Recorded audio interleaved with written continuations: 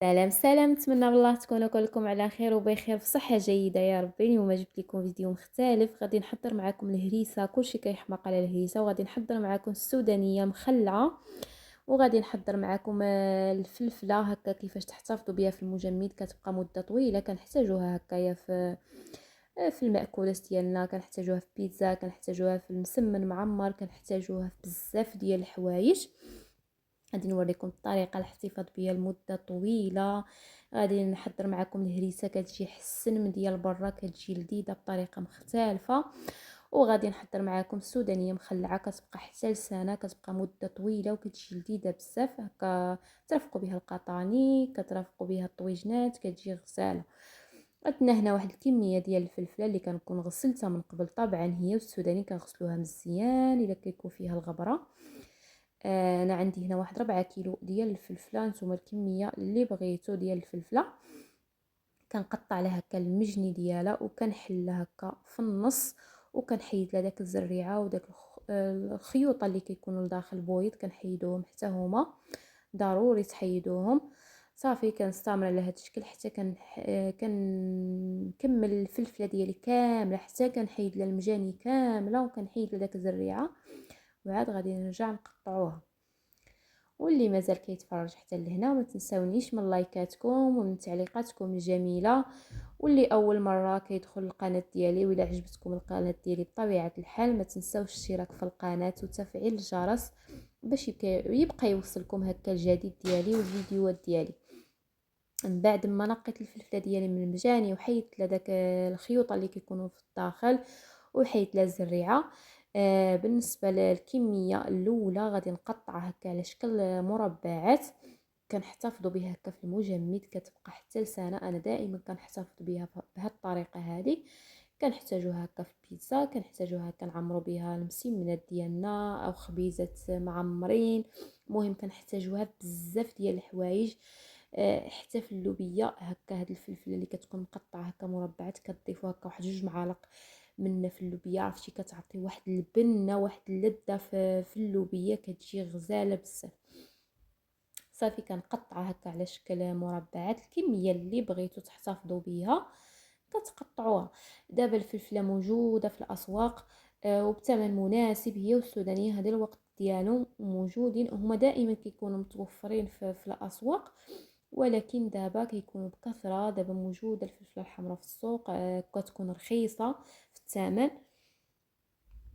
علاش ما نستغلوهاش ونحتفظوا بها هكا في الدار، وكتجينا ساهله هكا. كنديروها في المجمد، كتجينا ساهله، غير كنجبدو وكنطيبو كتجينا ساهله.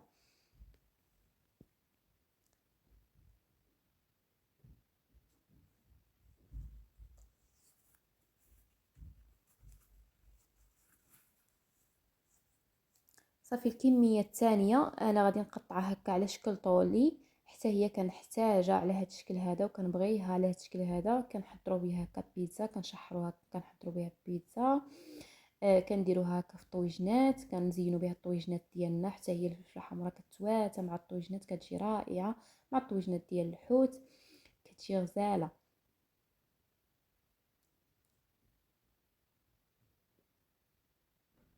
صافي عاوتاني كنقطع هكا واحد الكميه ديال الفلفله هكا على شكل طولي.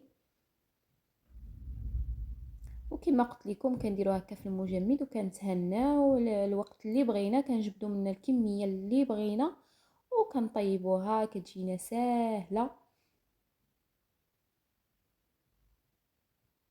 بلا ما نبقاو كل مره نشريوها. ودابا كما قلت لكم موجوده وبثمن مناسب.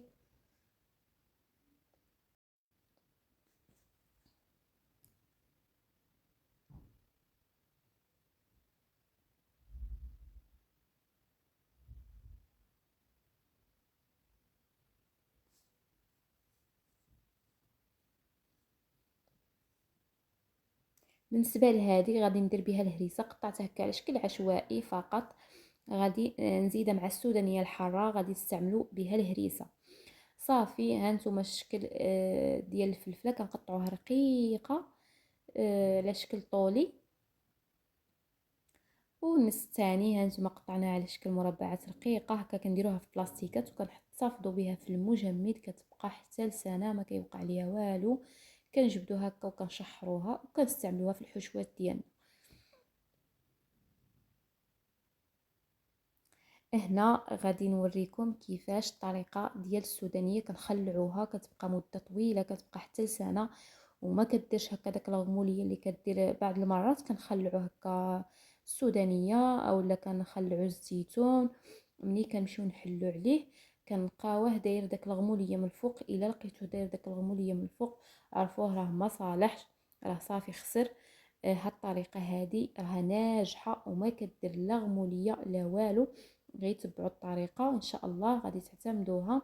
انا دائما هاد الطريقه هادي كتبقى لي حتى لسنه كنكملها على خاطري. دابا انا كنخلع السوداني في هذا الوقت هذا وحتى كيبرد الحال عاد كنبقى نجبد منه هكا. كنستعملها في القطاني، كنستعملها في الطويجنات، كنحطوها هكا مع الماكله كاين اللي كيعجبو الحار. وكما كتعرفوا الحار راه صحي. الفلفله الحاره راه صحيه هكا. راه زوينه بزاف تاكلوها في البرد، راه كتسخن. السودانيه راه مزيانه تاكلوها في البرد. صافي هنا انا هاد العلبه هادي راه كتهز لي يطرو. العلبه ديال يطرو. المهم نتوما استعملوا العلبات ديال الزاج اللي عندكم في الدار، ومن الاحسن تكون العلبه ديال الزاج. وبطبيعه الحال كنغسلوها من قبل وكنعقموها وعاد غنستعملوا فيها. صافي انا عمرت العلبه ديالي مزيان وبركت عليها مزيان. هنا غادي نستعمل الحامض. واحد جوج حامض، نستعملوا جوج حامضات هكايا. نستعمل الحامض البلدي. نتوما متوفرش عندكم الحامض البلدي غتستعملوا الحامض العادي اللي متوفر عندكم. واحد جوج حامضات. والملحه دائما بغيو تخلعوا هكا السودانيه او الزيتون دائما كثروا الملحه باش كتصبر معكم لمده طويله. هنا انا ضفت واحد 3 المعالق مبومبين ديال الملحه. والمعالق المعلقه اللي عبرت بها انا راه كبيره ماشي. كاين المعالق واخا المعلقه كبيره، كاين اللي كتكون ناقصه، كاين اللي كتكون زايده. هاد المعلقه هذه انا عندي زايده واحد شويه. نتوما الا عندكم المعلقه ناقصه شويه استعملوا 4 المعالق في يطرو. هاد العلبه هذه راه كتهز يطرو. صافي خويت عليها الماء ودرت لها زويته من الفوق باش ما كيدخلش معاها الهواء. بالنسبه للماء ما تستعملوش الماء ديال الروبيني، استعملوا الماء ديال البير او ديال العين اللي متوفره حداكم. ما كاينش شريو الماء معدني وحضروا به. غتشري واحد القرعه ديال الماء المعدني ولا بيدو لكم الاختيار، وغادي تخلعوا به السودانيه ديالكم او الزيتون ولا اللي كان. هنا استعملت واحد العلبه عاوتاني صغيره ديال 4 يطرو. وضفت لها واحد المعلقه كبيره ديال الملحه، معلقه مبومبيه كما قلت لكم انا عندي معلقه زايده. وضفت لها واحد الحامضه وصافي. وكنخوي الماء وشويه ديال الزويته من الفوق وكتحطوها في واحد البلاصه مظلمه وكتخليو السودانيه ديالكم واحد الشهر وكتبقاو تجبدوا منها. هاد السودانيه هذه راه كتبقى حتى لسنه. دائما انا هاد الطريقه عندي معتمده. بالنسبه للهريسه ديالنا ضفت واحد الكميه ديال الفلفله باش ما كتجيناش حاره بزاف. الا بغيتو تجيكم الهريسه حاره استعملوا غير السودانيه. بغيتو تجيكم الهريسه هكا بين وبين ما تجيش حاره بزاف غديروا النصف ديال الفلفله والنصف ديال السودانيه. انا هنا عندي واحد كيلو بين السودانيه والفلفله.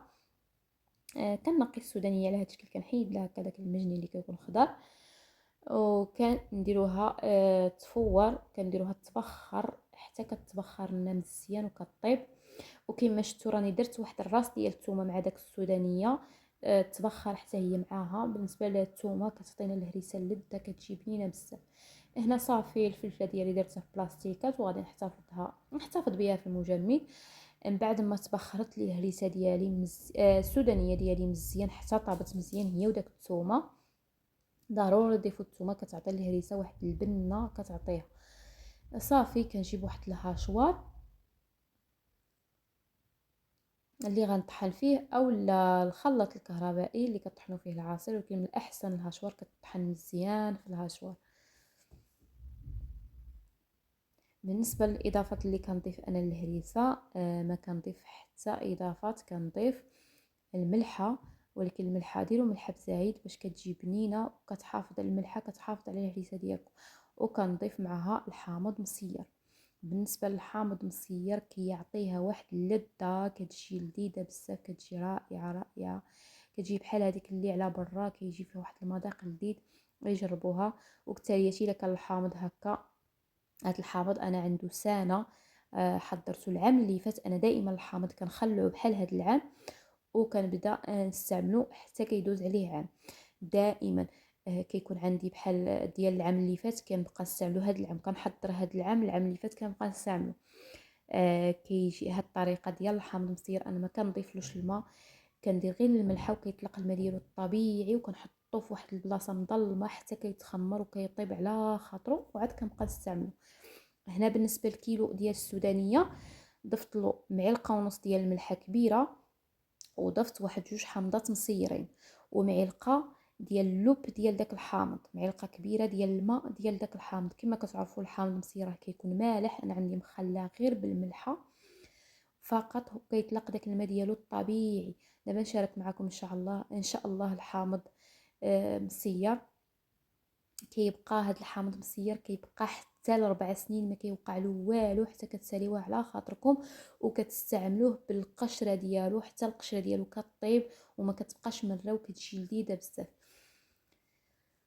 صافي هنا كنطحن الهريسه ديالي كما قلت لكم، ضفت معلقه ونص ديال الملحه، وضفت 2 حامضات مسيرين الكيلو ديال الهريسه. صافي كنطحن الهريسه ديالي، ها هي كطحنوها هكا مزيان وكتكون واجده للاكل. انا دائما كل عام كنحضر على هذه الطريقه وكنحتفظ بها في المجمد. الا بغيتوا تحتفظوا بها هكا في قريعات، غتعقموا قريعات ديال الدجاج وغتعمروهم وغديروهم في الماء غليان يتعقموا، وتخففوا عليهم الماء بارد وغديروهم فوق البوطه في الماء يغلي واحد نص ساعه ويكونوا مشدودين مزيان، وصافي وكتخليوهم هكا في شي بلاصه مظلمه. هانتوما الهريسه ديالنا من بعد ما وجدت كتجي على هذا الشكل. السودانيه ديالنا اللي خلعنا الهريسه درتها في بلاستيكه باش غادي نحتفظ بها في المجمد وراه ما كتجمدش بزاف. الوقت اللي بغيتو كتجبدوا منه. والفلفله ديالي حتى هي درتها في المجمد كما كتشوفوا وما كتلصقش مع بعضياتها، كتبقى محلوله. صافي الوقت اللي بغيتو كتبقاو تجبدوا منه. وهذا هو الفيديو ديالي ديال نهار اليوم، نتمنى يعجبكم.